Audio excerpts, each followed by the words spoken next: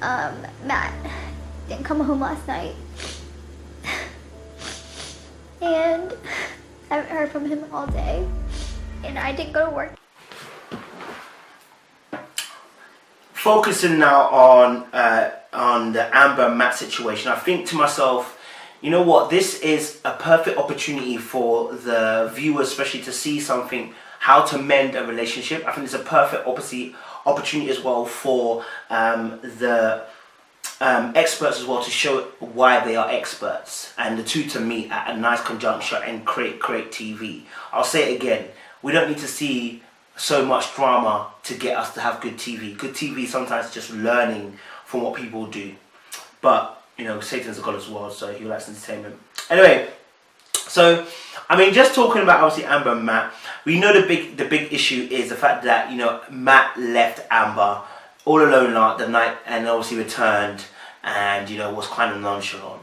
What I would say is this, you know, both of them have abandonment issues, and this is such a key thing, because when people have abandonment issues, you have two choices. You either embrace this abandonment issues and move forward in strength, or you can choose the coward way. And I don't want to say that in a bad way, but that's truth what it is. You choose the coward way and give in to the fear and actually do what you don't want to do, which is what Matt is doing right now.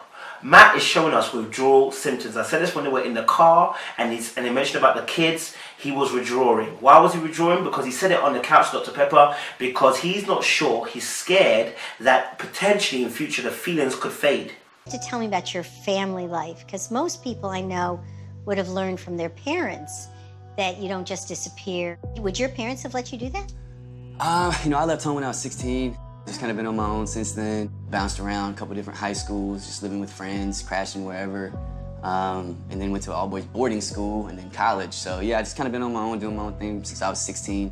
And I get that you have had a background that didn't give you the guidance and the love. And if he feels that this thing is a long-term distant thing, it's a long episode for him, not a long episode, I should say, he feels that this has got longevity. He's literally psyching himself out of it because of a fear that in a few years' time he potentially could fall out of love. Let me tell you a little story. When I got with one of my exes in the past, I was intentionally cold.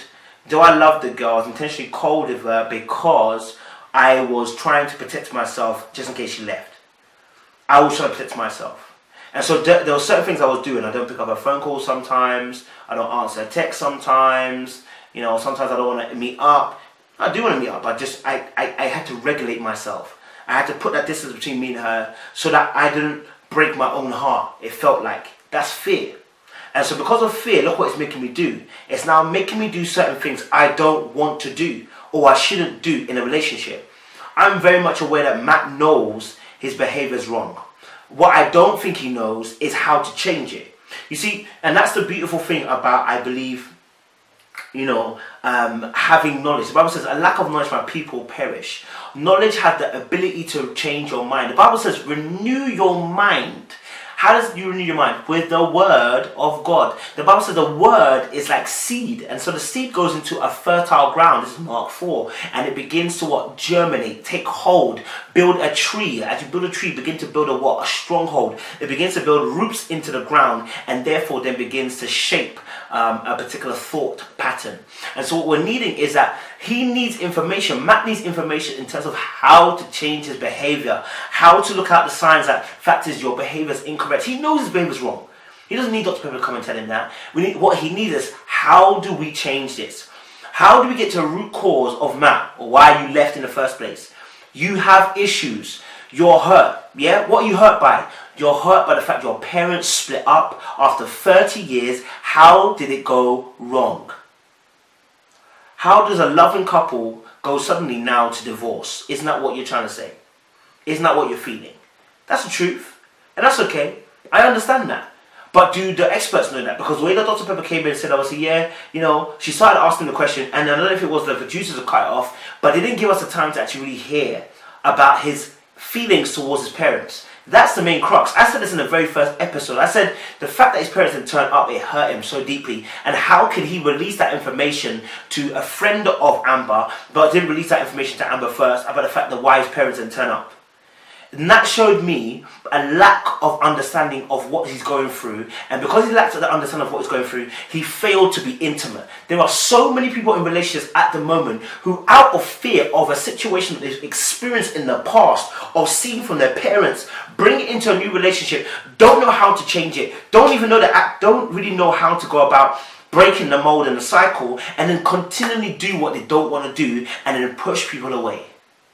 Isn't that the case? Isn't that the case? You don't know why you're doing what you're doing. You need information. The Bible says, you know what? I should say that knowledge, to have knowledge is to be in the know. To be in the know is to not be in the dark of something. Knowledge illuminates the darkness. That's why Christ comes as knowledge. He comes as understanding. He comes as wisdom. He comes as what? Truth. Because a lie is about darkness, but the truth begins to illuminate in darkness. You need Christ in your life to open up them doors that you didn't know you need opening. You need Christ in your life to shine some light in your life that you didn't know that you needed shining on. But anyway, I digress. I'm just talking about the fact that Amber and Matt in their situation are interesting. Matt comes in after he's been out all night, okay, nonchalant, not looking like he's actually really, really sorry, sits down and he knows he's done wrong. Here's the thing. He knows he's done wrong. How does he stop it though? He doesn't know. That's why he's rubbing his chin.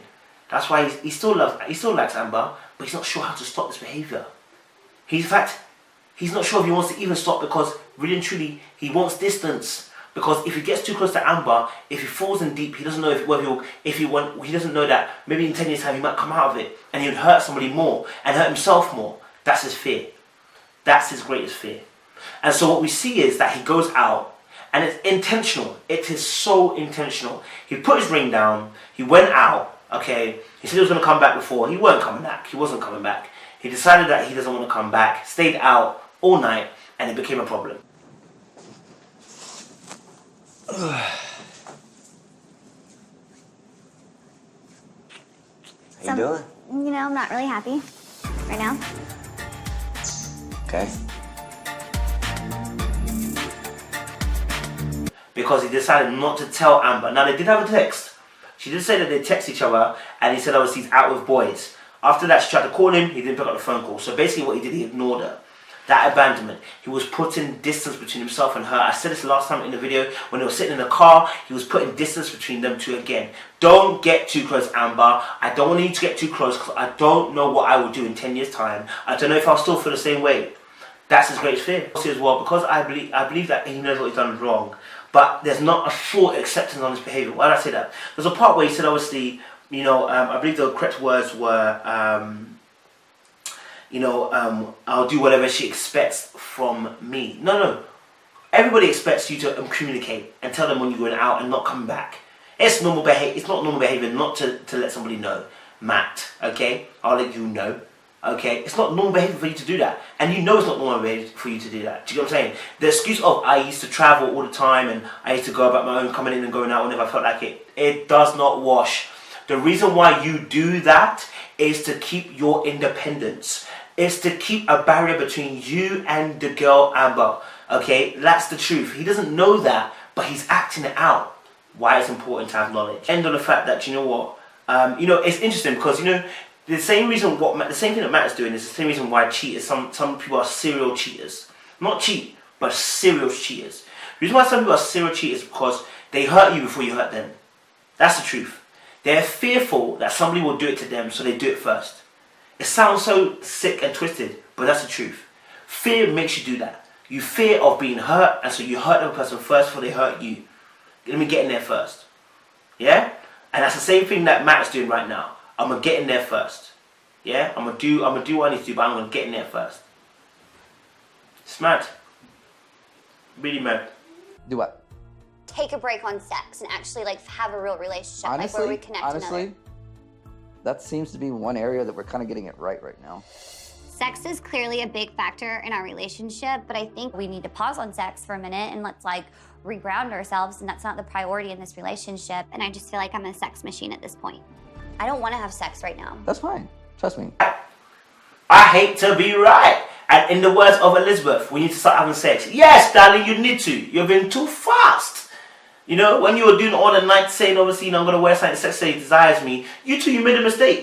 Do you know what I'm saying? You and Jamie made a mistake. It's not just him. You made a mistake too. You rushed the sex thing. You wanted the sex thing. You pushed the sex thing, and you got what you desired at the time. But then you realize the sex thing is clouding the genuine getting to know each other process, isn't it? That's the truth. But let's break it down. You know, the first thing I'll say is this: just like Matt and Amber, it's interesting. Matt and Amber were the ones that were really, really close on the sofa when they were talking to Pastor Cal, right? Both of them. Now they've met Dr. Pepper. Both Amber and Matt separate. Both Jamie and Elizabeth separate on the sofa. What a change a few days makes. And all because, you know, they're having arguments. Do you get it? Do you see how arguments and a lack of sorting things out causes division between two people? Right? The Bible says, do not let the anger go down do not let the sun go down on your anger, because it creates this division. It creates a space. The Bible says, do not give a foothold for the devil. Where's the foothold? The gap between you two. Don't let him do it. Start about the things you like about each other. Tell me, what is it in the best times that you feel is great about your husband? I don't know. Honestly, right now, I'm so shut down from just having any kind of emotions towards this thing right over here. Where obviously Dr. Pepper asked Elizabeth a question about what do you find good about each other? And the first thing Elizabeth says is a negative. She didn't say anything good. She went on a rant and a tangent, and instantly spoke the actual, the experiment that they were meant to do. And I know that she had something on her chest, but that wasn't the right time to do it, Elizabeth. Time and season underneath the sun. And it caused more tension between the two. I'm not blaming Elizabeth solely. Oh, no. Jamie's got a lot to fix up on as well. But what I saw was somebody who, used an opportunity to, instead of actually, doing what Dr. Pepper said, to actually use it as a way of trying to bash the other individual. And I wouldn't say bash, I should say rather to explain a certain point, but it didn't need to be had at that point in that season, that point, that moment. It needed to be reserved for another time, but it wasn't, and that's the unfortunate thing. What was interesting though, was, I would say this: we say the meanest things for those who are closest to us because of a lack of consequence and comfortability. They say comfortability it breeds contempt, right? It's like because someone is too comfortable with you, they tend to be more meaner to you, or more ruder to you, or say something more harsh to you. Why? Because they know there's necessarily no consequence that may come from it. They understand, they know who you are and where you're coming from. And also as well, they're too comfortable. And so therefore there's a contempt there. So the way they talk to you, you hurt the ones that you love the most, or the ones that are most dearest to you. You say things to them because you know there's no real consequence of coming back for that. That's an intentional, deliberate action that you make and decide to do to somebody you care about. Deep it. So that was interesting. Dr. Pepper mentioned as well that they're fighting and become toxic. I want to break down what is toxic fighting. Toxic fighting is when you have ill intention towards the individual person you're arguing with. Maybe you said a word with the intention to trigger that person to feel a certain way. That was toxic. Maybe you done something intentionally knowing it will trigger that person to behave in a certain way. It can also be as well that there's malice and an intent to kill in your actions. In fact, the Bible says in Matthew 5, verse 21 to 22, that, do you know what? If you hate of a brother, it's the same as murder. It's like when you use anger in your words and it becomes maliceful, you've committed murder. In the sense of you've murdered them in a sense of that the words have gone forth and actually caused death rather than life. Dr. Pepper as well was bad, man. She laughed at the fact that, Elizabeth said obviously about Caucasian sex. Now, would Dr. Pepper have laughed if this was the other way around?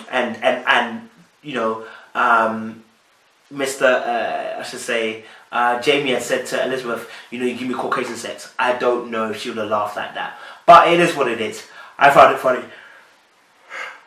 But it is what it is. And so what I say is, I would say that, saying that those words to Jamie, I don't know what she meant by that, but it's like, do you mean that you've had different races and they can do it better? I mean, I think that's what you're alluding to. And I want to say, do you know how dangerous that is, that President said? To say to somebody that, I've had better, or someone else does it better. Listen, there's ways to deliver a message. That's not one of them. If you say that, he's going to remember that forever. And that's actually going to be a cause in his brain he's going to use against you later on down the line. I'm telling you, he will use it in an argument later on down the line, or use it as a reason why he's cheating. I'm not saying it's correct, but he'll use it as a reason why he's cheating. Trust me, those words, dangerous what you say to a man sometimes. Because both of you, unfortunately, have the same talent at attacking when you're hurt. With no restraint because they're hurt. And they don't know how to channel their anger and their feelings to one another. And so they attack viciously with words. Number two is that, you want to win. You want the power and control that being hurt in the past takes away from you. And so therefore you try to win sometimes you try to win the war of words or the words of attrition with the individual, because you need to show them your power.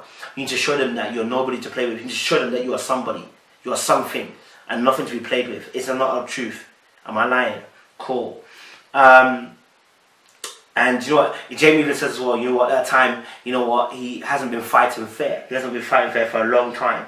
And that's why he's able to punch below the belt when it came to Elizabeth. I mean, I showed this in the last episode. He was talking about the fact that, he wanted to find out what role she was. And it was not a problem to ask that question. It's the way he asked. It's the way that he got so defensive about his parents divorcing. And the way he came on an abrupt attack, bringing flowers in as if he wanted to really talk, but really wanted to just explode at her. Yo, bro, that is toxic. That is toxic. It's amazing too as well, because she is a daddy's girl. And I feel like she doesn't like being told off. And that's what's causing also an issue between herself and Jamie. Jamie sees this girl who's been a bit of a brat, and he seems like she's a bit immature to him. And so therefore when he tries to correct her, she moves mad. He gets frustrated because he's like, fam, I'm trying to correct you, you're not listening. And she's obviously able to do whatever she wants to do. So I feel for him in that regard as well. That was a bit peak in that sense. A bit mad. Also, Dr. Perry also mentioned as well, said something about not apologising, I think, for something in the past or whatever. I would say this as well, guys. Listen, look. Pascal says earlier on as well, in the last episode, you can have as many arguments as you want, just resolve them all. Do you get me? Something could have happened in the past, but if you've not resolved it, it's bad blood. You need to resolve it. You need to go back and say, listen, has it been resolved? Have we come to a sensible conclusion? Okay, you're hurt from that still. Okay, let's discuss it. How do you come to a sensible conclusion? That's the only way to deal with the situation. Otherwise, that's an open wound that somebody has to recover from, and it can easily become infected, and it can cause more problems down the line. It's interesting. Elizabeth, was arguing with Jamie, and then obviously she's going home, and he said, obviously, I'll leave if you do. And you can tell that, you know what? I remember this from the early episodes. He's had to reassure her about him in the relationship. Guess what? That means he holds more power than her. What am I saying that I'm actually saying? What I'm saying is that she wants this more than he wants this. The power, it always goes to somebody else, whoever wants the relationship less. Whoever feels they've got more options outside of the relationship will always feel less obligated, and always will feel like they have the power. Why? Because they have the power to choose. They feel like they can exit at any point because they have been chosen. Do you get me? And so I believe in the same fashion with obviously this particular episode as well. We see that, that she mentioned to him about the UTI. And she brought up in a conversation that happened weeks ago. She brought up the UTI. Intentional. Okay. I wish you would have had a little compassion for me. Kind of like when I had a UTI and you had compassion for me then. Yeah, and then I just tried to tell you that I think we should pause on sex. We really should. And it didn't mean that I wasn't attracted to you, it just means that we need to have our relationship come to a more grounding area and not just focus so much on sex. I don't think it's focused just on sex. It really is focused on a lot of sex. And it was also mentioned as well that he had a lack of empathy towards, her, because, when she had a UTI, he still wanted to have sex apparently. She didn't want to have sex, but he wanted to, so she did it anyway. And it's like, do you really care about me or do you care about the sex? That's, I guess, the point that he's at. Do you really want me or do you care about the sex? And to be honest, sometimes guys think that we want them, but really we're just wanting the sex, and we lie to ourselves. And I believe also as well, hiatus in sex like that, in a relationship like the way they're in, is good. Why? Because you need to recover, you need to recuperate. Yeah, it's a bit of a mad thing, it's a myth. So for me, I just look at it in the sense of regrounding, just relaying the foundations, and just kind of get themselves in a good place where they can actually address what they're facing with. And so the no sex is good. I mean, I called this earlier on. The sex is a problem, and I believe that it is more to do with Jamie wanting sex. Because even when they did a little task where they were having to do the sexy dance, yeah, so he has to do the sexy dance. He said, "Oh, do that sexy dance again." So it was all about not her mind, but rather in terms of what her body's doing. And for me, that's my concern. I believe Jamie's channeling of energy is towards a sexual route. He's a big cause of this relationship issue because he's focused so much on sex, he's forgotten to be intimate. He's forgotten to be intimate with the woman that he calls his wife. And so oftentimes, when there's true communication, sex doesn't come into the equation. But when you want to obviously remove, true communication, you incorporate sex into the mix, and that's how people, kind of not get a hold of what they wanted to do. Beth had her biggest fear was Matt leaving her, and I feel like, again, that leads back to the thing about Jamie having to reassure Elizabeth. And the reason is, again, that gives him the power because he knows that Elizabeth loves him, or Elizabeth cares for him, more than maybe she's letting on. Amber and Matt, it's tough to say, but I don't know if they'll make it. Same way I don't think Jamie and Elizabeth are going to make it. Jamie and Elizabeth will probably be the first couple to break up. They're not going to make it at all. So yeah, guys, that's my little review of Married at First Sight. I hope you liked what we talked about. Hope you liked our insight. Make sure you like, share, subscribe, and let us know what you want us to do, as well as a review. And there will be more reviews coming in the coming weeks as well. Make sure you like, share, subscribe, and you ain't got the mirrors. Are you Maddie Lean? Gay. Appreciate you guys. Stay blessed.